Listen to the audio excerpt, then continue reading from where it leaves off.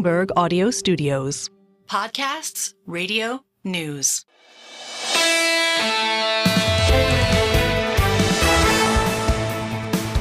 Single best idea on a Jobs Day Friday, and once again confounding. Major shout out Stephanie Roth. We had her on briefly. She took a victory lap off her enthusiasm a few days ago. She's at Wolf Research. Stephanie Roth nailed it, as did others, about a glass half full economy. Forget the gloom, at least for now. I had an eclectic set of guests, to say the least. And of course, all of it devolves down to what the Fed's going to do. Ira Jersey, Bloomberg Intelligence, say goodbye to 50 beeps. You know, this data is going to take out any chance of 50s probably through the next two meetings at least, if not through January at least. And then after that, I think that this is where the 2-year yield being somewhat higher could be maintained, and that's where does the terminal rate go? Remember, we were pricing just a week ago for interest rates by the end of next year to be under 3% for the Fed funds rate.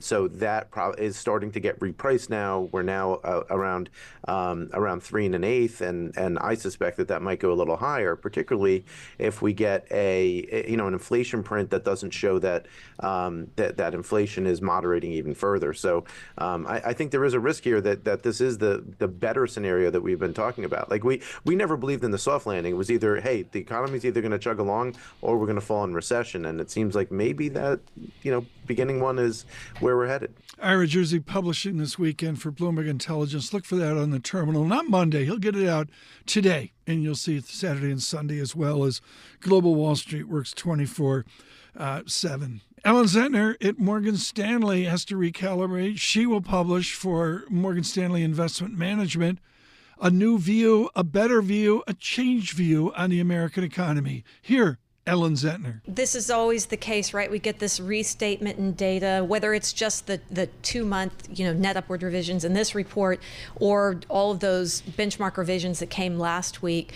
Oftentimes these revisions can suddenly make us realize that we're sitting on an economy that is different from what we thought before. The foundation is stronger. Mm-hmm. Now, that doesn't mean that the risks are to the upside versus the downside. I think that the higher we run, the greater the risk is to the downside when companies do shift and decide they don't want the higher anymore. Ellen Zenter there. We talked fishing, of course, as we always do, in honor of Ken Pruitt, the late Ken Pruitt. And I learned today about Spruce Creek, Pennsylvania. It's sort of like in between Philadelphia and Pittsburgh and maybe a little bit south. But, I mean, Ike fished there. Jimmy Carter fished there. I guess it's like I had no idea there were sturgeon in Pennsylvania. But Ellen Zenter informing, as always.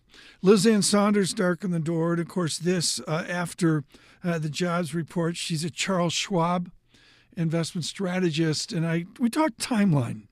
And she's hesitant, within what she's doing at Schwab, to go out 3 years, 4 years, 6 years. Ed Yardeni reaffirmed last night Dow 60,000, SPX 8,000. Wow. Ann Sonders on the Yardeni call. Look, Ed's been right. We've been very much in the same camp as Ed over the past four years or so in talking about the rolling nature of this and rolling strength and weakness such that you don't get an officially declared recession. You don't get a bottom falling out all at once. All that said, I don't envy strategists and economists who operate with year-end price targets or 5 years in the future price targets. I think that's a fool's errand, and that may be more than appropriate for an institutional client base, an institutional audience. But as you all know, at Schwab, we are individual investors, and some point in time forecast of what the Dow or the S&P is going to do, I'm not sure that that's terribly helpful. So it's one of the reasons why we don't throw our hat in that ring of forward forecasts. We finished strong on this Friday with Ann Sonders. We're out on YouTube. Subscribe to Bloomberg Podcast. Can't say enough about, the amount of people listening on YouTube, the length of time people are listening. It's a completely original technology. I'll be honest, I'm dazzled by the reach, the changing of technology that we see on YouTube, both in America and to those of you internationally as well. It's going to be an amazing week yesterday. Really, I'm talking to Joe Matthew with Balance of Power twice today. All of a sudden, it's a dash to November 5th. We're on YouTube Podcasts, on Apple Podcasts. Single best idea.